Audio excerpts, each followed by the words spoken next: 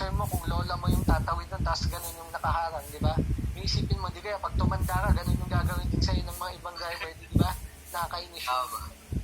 So, stress. So, ito sabi doon, yung stress, physical and mental or emotional tension experienced by a person that demands immediate and fair and equitable decision. So, yun daw yung stress. Kumbaga, yun yung na-experience natin na parang init ng ulo o emotionally may tension tayo na-experience na kailangan nagdidemand tayo ng minsan attention lang yun yung ano natin dyan. So, yung iba, imbis na ibang attention yung ano nila, ginagawa lang, nakikipag-away talaga sila. Yan kasi yung nagiging cause ng, ng stress.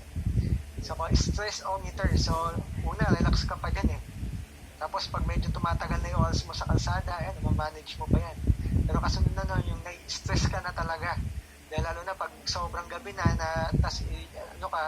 naipit ka sa traffic, yun. At minsan, ayan yung kasunod ng stress, nagkakaroon na tayo ng anxiety. Gano'n nakahaba kaya itong traffic na to? Ano na kaya, may na-aksidente kaya, gano'n yun. Nagkakaroon ka na ng anxiety. Then yung nagpapanik ka na, yung biglang gumigit-git ka na lang, tapos busina ka na ng busina o naghahanap ka na ng away. Ganun yung natin, yung level ng stress natin sa kalsada. So sana naman doon, di natin marating yung gano'n na naghahanap na tayo ng away sa kalsada. So common causes of stress while driving. So ito yung mga So personal and family problem. So kaya observe natin, lakas talaga maka-stress yan, lalo na pag yung malilate ka sa trabaho mo, tapos yung asawa mo kung ikaw nagpapagatas pa lang, ayan yun, nagiging cause siya ng stress sa atin. O hindi kaya nag-away kayo ng mister mo o ng misis mo, ayan yung nagiging cause nun. So yung heavy traffic, sabi mo kanina, so annoying and excessive horn or noisy bumper, so nagiging cause din doon ng stress yung mga may iingay sa daan. Kaya nga yung pinapractice nila na yung hindi siya busina ng busina dapat, lalo na nasa traffic ka, yung gagawin, lalo na marami ako na-experience na gano'n yung busina ng busina, alam naman na traffic, akala mo namang may maibibilis pa yung pagbumusina sila bibilis yung galaw ng traffic. Kaya kung kayo yung mga driver na mahilig magbusina ng gano'n, lalo na pag traffic, tandaan nyo, ganyan talaga ang traffic, kailangan tiyagay nyo. Maghanap na lang kayo ng mga pwede nyong pagkaabalahan habang nasa traffic kayo. Pero syempre, yung pagkakaabalahan na yung hahawa kayo ng cellphone. So, undisciplined and discourteous motorists, passenger, and pedestrian. So, yan ngayon, yung mga tumatawid ng alanganan, lalo sa mga EDSA. Kahit may nakalagay na dun na may namatay na dito, pero magugulat ka, may mga tumatawid pa rin. Lalo na dun ngayon, di ba malapit na kasi yung, lalo na paghapon, may nakikita ko na encounter minsan sa EDSA. Yung pag-uwi na ako, yung may tumatawid dun papunta dun sa yung bus lane. Di ba kasi nasa pagtawid mo dun, 3 linya lang yung tatawiran nila tapos traffic pa. Doon tumatawid mismo sa EDSA. So, yun yung mga ganun. So, malfunctioning traffic lights. So, pag yung mga nagma-malfunction. Pero madalas naman, pag may mga malfunctioning traffic lights na ganyan, observe nyo, may mga enforcer naman. Ganyan. So, improper pavement markings, yung may nakalagay na, na pwede mag-left turn. Yung pala, one way pala siya ng right. Di ba? May mga ganun yun. Ganun yung mga ibang causes ng stress natin. Improper parking, lalo na pag yung iba, yung akala mo takot na takot magasgasan yung sasakyan, dinikit na mismo din sa dalawang parking space. So, improper handling of traffic by law enforcer. Halimbawa, may nanguhuli sa'yo ng mali, di ba? Yung kagad ka nalang pinara, wala namang dahilan, wala namang violation. So, nakaka-stress din yun. Detour or closing of roads. Yung mga detour na akala mo, may ginagawang daan, nag-detour sila, naman kayong pala, sandamakmak pala yung sasakyan ng nakapasok doon, na traffic ka na. So, nakaka-stress din yun. Saka yung nagsarado yung mga daan na regular mo siyang dinadaanan. Then, yung mga peak emergency vehicle, especially ambulance, nakakainis talaga yun. Ako din, dati ganun ako Pero naisip ko, hindi naman kasi lahat ng mga ambulance, minsan kaya walang laman yan. Papunta dun yan sa may mga accident, ganun yan. Kaya may mga mabibilis na mga emergency card, wala silang laman. So, incorrect headlights of oncoming vehicle, yung lalo na pag yung yung salubungan, tapos mga nakataas ng ilaw. Ako, lagi talaga, madalas ako nauwi pa naman ng gabi. Nabibisit ako sa ganyan, lalo pag galing ako sa probinsya, luluwas ako. Nakabisit yung lalo na, ang laki na nung sasakyan, nakataas pa yung nila, yung mga SUV ng mga sasakyan. So annoying tailgaters, lalo na pag may nakaka-stress din yun, yung may tutok ng tutok sa'yo tapos na-uphill yung daan. Di ba? Unexplained sudden stop of vehicle in front, lalo na yung biglang nagpo-full stop. Syempre, pag traffic nakatutok, sigurado lagi yung mga sasakyan, di ba? Tapos mahilig pang mag-full stop, nakaka-stress din yon. And then yung right of way insistent, yung iba, yung lalo na pag magsisignal ka, naliliko ka, minsan yung mga ayaw magbigay sa'yo. Yan yung mga naging cause ng stress. So ano pa? Next, effect of stress on your body. So ito yung nagiging cause daw. Effects of stress on your body, brain, sa utak natin, nagkakaroon tayo ng depression. So siguro, wala pa naman siguro nakarating sa atin ngayon. Anxiety, panic attacks, etc. Sa puso natin, sabi doon, rise in blood pressure, kaya na-high blood yung iba, lalo na pag yung peak na nung hour nung traffic. Then, and risk of heart attack. Yan yung yung atakayin ka. Lungs, strain in breathing, and possible asthma attack. So, yung may mga asthma. Lalo na kasi pag nagtatagal na, syempre, lalo na kung commuting, yung usok ng mga sasakyan, lalo na kung commuter ka. So, then strain of breathing, yung parang nahirapan kang huminga. Then, stomach pain. With or even without ulcer, na minsan sumasakit yung tiyan mo. So, then bone, frequently muscle and joint pains. So, lalo na siguro yung tagal mo dun sa biyahe, talaga nagkakaroon ka ng mga, lalo sa mga manual na nagmamaneho. So, how to handle stress? So, due to personal or family problem siya, di ba? Due to heavy traffic and bad road condition. So, due to unlawful traffic enforcer, due to undisciplined motorist and pedestrian. So, ano dyan? Remember that every person experiences stress. It is up to each individual on how they handle it. Kaya ano naman dito, mamaya may mga guide siya paano natin yung stress natin. But as a driver, you have a big responsibility in controlling your emotion, as it can greatly affect your driving and may endanger your surrounding. Kaya pag nagmamaneho ng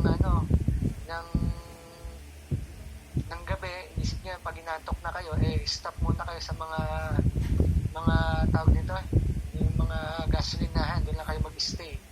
So, para daw maano yung stress natin, so ayan, take note nyo, stress din yung kanyang mga acronym na yung S, smile and laugh. So, kung masiyahin kang tao, wala kang problema dyan. Wala kang stress. Kaya nga sinabi na wala daw stress yung mga masisiyahing tao.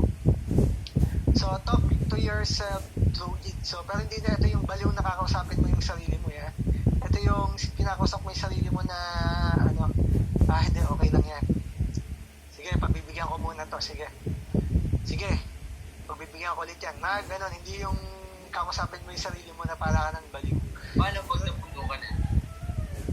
Sir, kailangan, doon, talagang yung bigay ka ng bigay, pero dami pa rin pasaway. So, yung maraming pasaway. So, kasi Buka na talaga. Given talaga yun. Kaya nga sabi doon, kung ang pasensya mo ay isang di pa lang, kumbaga sa pasensya, kung nabibili yung pasensya, bumili ka. Kasi hindi talagang pagka sa kalsada, lalo na kung bago kang driver, lagi kang masisingitan. Given yun. Kaya nga, Parang pasensya mo.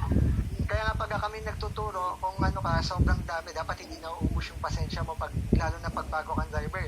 Kasi nga, yung singit ng singit, laging meron yan. Given yun, pag reality yun ng kalsada. O lalo na pag yung alam mo, yung mga dadaanan mo, yung EDSA, QAB, yung mga malalaking kalsada, sigurado nakaka-stress yan. Sabi doon, relax, enjoy, and be happy. So kung halimbawa, kaya nga mahirap yung nagdadrive ng yung wala kang kasama, kasi walang pipigil dun sa mo Kaya ako, pag nagdadrive ako, in-observe ko dun, kasi pwede ka namang mag-call pag gumamit ng cellphone, basta may headset ka. Di kausapin mo yung partner mo, o kung wala kang kung wala kang partner, no choice ka, maglungkot-lungkutan ka na lang. Pero pag may partner ka, syempre madaling maging masaya sa kalsada, di ba? Kausap mo yung mahal mo sa buhay. O di ka, kung may anak ka. Pero yung mga malalamig, ang Pasko, yung SMP na yan, umiyak na lang kayo, o yung kabe-break lang ng girlfriend yan, o ng boyfriend yan, kasama sa Pasko. Ganyan talaga ang buhay. Weather lang yan.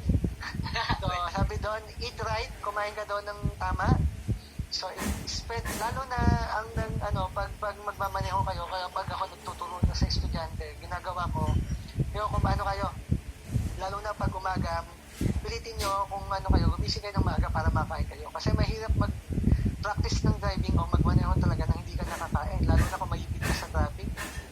Naku, nakakainit ng ulo yun, yung wala ka man lang mailagay doon sa tiyan mo, dahil nga, kung umano ka naman, lalo ngayon, di ba, mamaya nagbebenta na may COVID pa lang libre yung pagkain nila.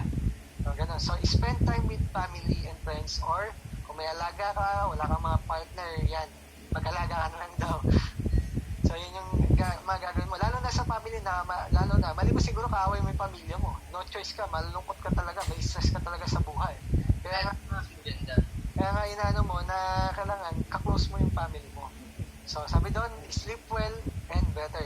Matulog ka ng mabuti, saka yung tamang tulog. Hindi yung, alam mong may lakad kayo kinabukasan, tapos nag-Mobile Legends ka pa, yung pa gagawin mo, di ba? Di sabihin nun, may stress ka pag ikaw na, lalo na ikaw yung magmamaneho.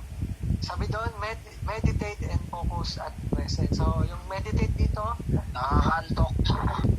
So, kumbaga, ang ginagawa nyo ngayon, nagme-meditate kayo mabuti para hindi kayo antukin, di ba? So, focus lang kayo dito sa focus at present, sabi, di ba? Nasan kayo ngayon? Nandito kayo ngayon sa lecture natin o sa TGC natin. Kaya, chill lang kayo dyan. Mag-meditate kayo ng maayos. So, sabi doon, manalangin ka. So, Almighty. Kaya pray. So, kaya ang ginawa natin kanina, nagpe-pray tayo. So, lalo na, syempre, para ingatan tayo sa daan. Kaya nga yung iba, kahit hindi naman religyoso, nananalangin talaga kasi nga, alam nila, marami silang may-encounter na hindi maganda sa kalsada. Sabi dyan, notes, write it down. So, ano ba, ito, para to sa mga tawag doon na yung mahilig magsulat. So, yung iba kasi natatanggal ang stress nila, yung pag nagsusulat-sulat sila, yung mga, yung mahilig gumawa ng tula, ganun yan. So, avoid too much caffeine. So, bawasan daw yung pagkakape. So, yan ang ibig sabihin yung caffeine sa mga kape yun. So, kaya yung iba, hindi lang nervous yung nakukuha mo sa pagkakape, kundi ka din doon, na-stress ka din kasi nga nagkakaroon ka ng anxiety, tapos nagpapalpitate ka pa doon minsan. So, chew gum. Sabihin nun, pag kasi, di ba, pag kumakain ka, na bukod dun sa nawawala yung antok mo, nakakatanggal din doon ng stress yun. So, then yung yung exercise. Syempre, kailangan natin lagi tayo daily, sana ay nakakapagpapawis tayo. Stress naman kasi nga nakakatanggal talaga ng stress. Kasi minsan yung stress, yung natin sa katawan, hindi natin nalalabas. So kaya kailangan nagpapapawis tayo. Ako ginagawa ko yan, nagpapapawis ako kahit yung naglalakad-lakad lang. So music, pero yung music natin, tandaan nyo, hindi yung sobrang lakas, lalo na kung nasa sasakyan ka, nakulog ka, at least yung sakto lang nakakapa, saka naririnig mo rin yung busina ng ibang para mamaya kaya pala mo busina, may emergency pala dun sa likod mo. So ikaw lakas-lakas ng sounds mo. So yun siya. Then embrace and cuddle. Ito para lang to sa may mga partner Pero kung ka, SMP ka, huwag ka nang mangarap ng embrace saka ng cuddle. Wala talaga sa'yo yakap. Yakapin mo yung unan mo. Yan ang gawin mo. So sabi doon, and learn to say it. So sabi daw, matuto ka nga hindi yung pag may misa kaya na-stress yung iba. Pero nga, pag may mga lakad, tara Brad, punta tayo dito. Punta tayo doon. Sige. Pero yung pala, pagod ka na, o galing ka sa trabaho na stress ka. Tapos ka pa rin So, sabi doon, learn to say no. Kasi hindi naman talaga lahat ng lakad, kailangan mo lang laging puntahan yan. So, then, huminga ng malalim, sabi doon. So, take deep breath. So, isa din yan ng stress management natin. So, walang tanong. So, yan siya. So, yung iba na yan, yung mga kaya nyong gawin dyan, gawin nyo. Kasi mahirap talaga ang pagmamaneho, talaga nakakaubos ng lakas yan, nakaka-stress talaga. So, primary goals of a driver. As a driver and road user, our goal are to put order on the road, to safely reach the destination. So, yun, inaayos natin yung sarili natin, at syempre doon, para safe tayo makarating dun sa patutunguhan natin. So, yun ang goal talaga natin bilang driver. So, hindi pabilisang makauwi o hindi pabilisang makapunta dun sa pupuntahan, kundi safe na makakarating dun sa pupuntahan. Di bali ng malate ng konti, lalo na kung ikaw late ka na talaga, no choice ka na talaga, huwag ka nang mag-expect. So late ka talaga. Kung wag mo nang yun, na apurahin mo pa at baka mamaya ma-aksidente ka, matatanggal ka pa sa trabaho pag sobra ka lang hindi nakapasok dun sa papasukan mo. So negative effect, sabi, failure to overcome stress will result to, sabi nga dyan, road rage. So lahat na yan, gusto mo nang awayin lahat ng nasa kalsada. So who will win between two parties? Neither the aggressive driver nor the victim. So kumbaga, pag may away sa daan, walang mananalo doon, parehas kayong talo. Kaya sabi doon, road rage, an assault in any manner to a person resulting from misunderstanding, lack of knowledge, or discourteousness. So yun yung road rage. Yung kumbaga may nagmi-middle finger ka dun sa kasabay mo o sinisigawan mo o binubusinahan mo na nagresulta yun sa misunderstanding. So dahil wala kang alam dun sa knowledge dun sa kalsada, kaya minsan koko siya ng road rage. So yan yung mga yun. So yung pagiging discourteous mo, yun daw yung road rage. Kumbaga kabaliktaran siya ng pagiging courteous. So, bad habits of aggressive driver. So, ito daw yung mga aggressive driver. Annoying and excessive blowing of horns. Kaya pag may nakita kayong ganyan, ibig sabihin, loko-loko talaga na driver yan. Walang magawa sa buhay yan. Kasi dalawang bagay lang naman yung mga ganyang driver. It's either natatay yan o ugali na talaga niya yan. So, tailgating, yun yung mga bad habits ng mga aggressive na driver. So, fighting over a parking space. Lalo na yan. Yung mga feeling nila, entitled sila. Lalo na sa mga tapat ng bahay nila, piling nila. Tandaan nyo, ang sa pagpaparking sa labas ng bahay, diba, may mga nagpark kayo doon, pero pwedeng, diba, may mga one-side parking tayo dito. Tandaan nyo, hindi sila pwedeng magpaalis dyan. Maliban siyempre, baka matakot ka nagasgasin yung sasakyan mo, pero wala silang rights dyan. Napalisin ka kasi ang kalsada, government yan, hindi walang nakabili ng kalsada. So, tatandaan nyo yan. Kaya kahit na dyan, pero dito sa pinaparkingan namin dito sa apartment, may makulit dito na yung nasa harap na apartment, pinapalis nila yung sasakyan namin, kahit alam nilang wala namang may-ari naman. Kaya lahat ng mga kapitbahay dito, kaaway niya. Kasi nga, lagi niya nilalagyan ng no parking yung niya kahit wala naman yung sasakyan niya. So, yun siya. So, driving slowly in the left lane. So, lalo na yung pag nasa expressway ka tapos nasa ka sa overtaking lane tapos ang bagal-bagal mo, sigurado yun. Aggressive na driver yan. So, hindi kaya yung nagkakat ng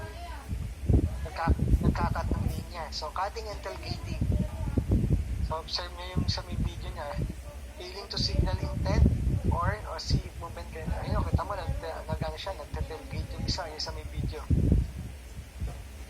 Boom! Binangga niya na lang yung nakasalubong niyan. So, alam naman natin yan, yung cutting off saka yung tailgating. So, ano pa yung mga gestures and driving slowly? Ito yung gestures niya. Kita mo. Pero kung si Mr. Bean yung magmi-middle finger sa'yo, mag-enjoy kayong dalawa. Middle finger ka lang din para lang kayo nagbabulahan. Pero pag ibang yan, syempre ibang road user yan, sigurado yun. Galit ka na rin nun. So, hand gestures speak louder than words and bring other motorists to act more aggressive. Then yung driving slowly in the left lane, so ito yung pag masobrang bagal mo. So for those driving, do not make a way, sabi doon, do not make way for those driving faster. So yung mga hindi nagbibigay dun sa mga nabibilis na sasakyan. Blowing of horn and parking space. So alam natin yan. Tama, inunahan niya yung dito sa video, inunahan niya yung kulay pula na magpapark. Ang baliw Oo, ayun. Paano pala yung natatanggal pala yung bubong nun. Ayun, siya ang naipit ngayon, di ba? Kaya lang, kung loko-loko din yung maliit na sasakyan niya, paglabas din ng niya, baka kasi na may sasakyan niya. Kaya ingat-ingat din kayo sa mga ganyang mga away sa parking. Bako niya, pakrating ba mo Oo, so bawal sigurado yun. Pag nahuli ka nun, sigurado malaking away yun. So don't be a victim. Sabi doon, avoid retaliation, yung mga away. So it takes at least 2 to have fight. So pag di mo siya pinatulan, walang away. So pero pag pinatulan mo yan, sigurado malaking away yan. So keep problema lang kasi sa atin, sir. Kahit bawal, ginagawa pa rin. Oo, yun nga. Lalo na walang nakakakita. Kaya nga, ang ginawa ng Metro Manila, para mabawasan yung corrupt na mga enforcer dyan, saka yung mga pasaway talaga, nilagyan na nila ng mga CCTV. Alam ko, 3 weeks ago na meron na, na doon sila, no contact apprehension na sila, may mga video cam na lang sila doon na madadala ka na lang ng sulat doon sa mga violation mo. Ganon kasi yung mga no contact apprehension, lalo dyan sa may gawing Paranaque, no contact na rin dyan. Kaya tandaan nyo, pag walang nakakita, meron pa rin kasi may CCTV. Pero nakasanayan na kasi natin yun. Kaya tayo bilang mga next generation ng mga driver, gawin natin, ayusin na natin yung kalsada. Kumbaga kasi yung mga next generation natin, yung last generation, mga matatanda na mga yan. Pag di na marunong mag-drive yan, so tayo na yon. Kaya kailangan maging disiplinado tayong driver. Put away your pride. Forget about winning. Driving is not a contest. Pero minsan nga, ang mahirap nga, dahil masyado tayong ma-pride, feeling natin, laging tayo pagunahan lagi tayo sa mga kasabay natin. Gusto natin, lagi tayo panalo. Ganun siya. So, avoid eye contact. So, kaya laging ina-avoid natin yung tinginan. Kasi minsan, lalo na, may mga tao kasi hindi naman nila intention na tumingin ng masama, pero natural sa kanila yung tingin na masama. May mga ganong tao eh.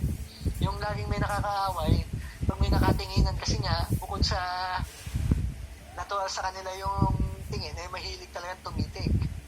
Nagmumukha pa minsan manyakis tuloy. So, mind conditioning, condition your mind before you leave your house or office. Kumbaga, sineset mo ngayong araw na to, lahat ng mga kasalubong ko, magbibigyan ko lang muna, then makauwi ako ng ganun yun, kinokondisyon yung isip niya. So, get help. So, sabi doon, call traffic authorities. They are the proper authority to deal with aggressive or dangerous drivers. So, pag may naka-encounter kang aggressive na driver, tandaan mo, may mga authority dyan, may mga enforcer na pwede kang palapitin. Sila yung magano dyan sa inyo na dun sa mga aggressive na driver. So, ano ba yung resulta ng road rage? Yung pinagsisisihan nila yung ginawa nila, emotional setbacks. Na bakit ko ba nagawa yun? Totoo. Namihirap kasi yan, yung gigil na gigil ka palagi, tapos ang naging cost nun, na-revoke yung lisensya mo. Ngayon, nagsisisi ka. So, ito, kaya sabi doon, fines and penalties, suspension, yun nga, naging cost niya, revocation, yung lisensya mo, habang buhay ka na tuloy Hindi kaya, pag nakasakit ka o nakapatay ka dahil dun sa road rage na nangyari o sa away, nakukulong. Pag nagkakaroon ng mga serious injury o eto, habang buhay na pagkakatahimik na nito, kamatayan. Yung nakagitgitan mo pala, may barel, ayun, binaril ka, forever ka ng pahinga ngayon tuloy nun.